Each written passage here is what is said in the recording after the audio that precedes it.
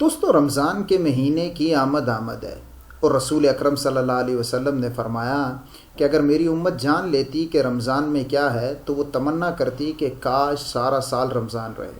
تو رمضان کی برکتیں اور فضیلتیں کچھ حدیث مبارکہ میں بیان کی گئی ہیں۔ میں نے چند حدیث مبارکہ کو آپ کے سامنے جمع کیا ہے اور اس ویڈیو میں رمضان کی فضیلت کے حوالے سے چند حدیث مبارکہ آپ کو سناؤں گا تاکہ آپ کا شوق مزید دوبالا ہو جائے اور آپ اس مہینے کی خوب اچھے طریقے سے قدر کریں۔ تو دیکھیں، جو رمضان میں چھوٹی چھوٹی عبادات ہیں ان کا ثواب کس قدر بڑا ہوا ہوتا ہے اور کس قدر زیادہ ثواب ہو جاتا ہے اور اس سے ہم کتنا بڑا فائدہ اٹھا سکتے ہیں۔ مثال کے طور پر روزے رکھنا۔ اگر کوئی شخص روزے رکھتا ہے رمضان کے سارے ایمان کی وجہ سے اور ثواب کی نیت سے، تو صرف روزے رکھنے کی وجہ سے ہی حدیث میں آتا ہے کہ اس کے پچھلے جتنے گناہ ہیں سب معاف کر دیے جاتے ہیں۔ اسی طریقے سے کوئی آدمی صرف اپنے ایمان کی وجہ سے اور ثواب کی نیت سے اس کی راتوں میں قیام کرتا ہے تو اس پر بھی حدیث میں بشارت ہے کہ اس کے پچھلے گناہ تمام معاف کر دیے جائیں گے۔ آپ نے بہت گناہ کیے ہیں تب بھی آپ اس کے روزے رکھیں، آپ کے پچھلے گناہ معاف ہو جائیں گے۔ آپ نے جو بھی برے سے برے گناہ کیے ہیں آپ اس کی راتوں میں قیام کریں، تراویح پڑھیں تاکہ آپ کے وہ پچھلے گناہ معاف ہو جائیں۔ پھر اسی طریقے سے اگر اس میں آپ کوئی نفلی کام کرتے ہیں تو اس پر اتنا زیادہ ثواب ملتا ہے جیسے فرض کوئی پڑھنا پڑتا ہے تو اس پر ثواب ملتا ہے، اور اس میں جو ایک فرض ہے اس کا ثواب 70 فرضوں کے برابر ہو جاتا ہے۔ اس وجہ سے اس مہینے میں کثرت سے نفل پڑھیں اور فرض تو ہرگز نہیں چھوڑیں، کیونکہ ایک فرض کا ثواب 70 فرضوں کے برابر ہوا ہے۔ پھر اس کی ہر رات جو ہے وہ بڑی خاص ہے، کیونکہ اس کی ہر رات میں اللہ تعالیٰ بہت سے لوگوں کی بخشش فرماتا ہے۔ تو اس کی کسی بھی رات کو غفلت میں نہ گزاریں۔ یہ نہ سوچیں کہ رات ہے، دن کو روزہ رکھا تھا، اب تو رات ہوگی، اب جو بھی کر لیا جائے، اس کو غفلت میں نہیں گزاریں، کیونکہ ہر رات بہت بڑی تعداد میں لوگوں کی بخشش ہو رہی ہوتی ہے۔ اور رمضان ایسا بابرکت مہینہ ہے کہ اس میں فرشتوں کی ڈیوٹیاں لگا دی جاتی ہیں کہ وہ دن اور رات کو اس امت محمد کے لیے بخشش کی دعا کرتے رہیں، ان کے لیے استغفار کرتے رہیں، ان کے لیے مغفرت طلب کرتے رہیں۔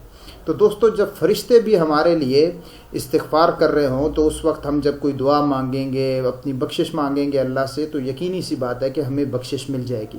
تو اس لیے اس کا کوئی لمحہ بھی دعا سے خالی نہیں جانے دیں۔ جب موقع ملے اپنے والدین کی مغفرت کی دعائیں کرتے رہیں، بلکہ کل امت مسلمہ کی مغفرت کی دعائیں کرتے رہیں۔ دوستو، ایک حدیث میں آتا ہے جو بڑی تھوڑی تعداد بتائی گئی ہے کہ روزانہ جہنم سے اللہ تعالیٰ 10 لاکھ لوگوں کو رہا کرتا ہے۔ وہ لوگ ہوتے ہیں جو کنفرم جہنم میں جانے کے حقدار ہوتے ہیں، تو ان کو اللہ تعالیٰ بخش دیتا ہے۔ یہ 10 لاکھ ایک حدیث میں تعداد بتائی گئی ہے، اور اس سے کہیں زیادہ ہے جو اللہ تعالیٰ کی رحمت ہے اس پر امید کرتے ہوئے یہ کہا جا سکتا ہے، اور دیگر حدیث میں اس سے زیادہ تعداد بھی ہوگی۔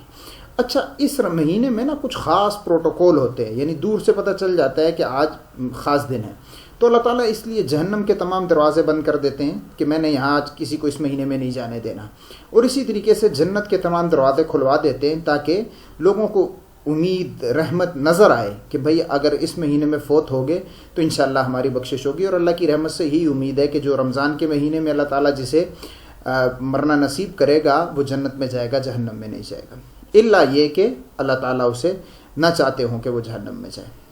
اچھا، پھر اس میں ایک شب قدر آتی ہے، اس کی فضیلت سنیں۔ رسول اکرم صلی اللہ علیہ وسلم نے فرمایا کہ وہ 1000 مہینوں سے افضل ہے۔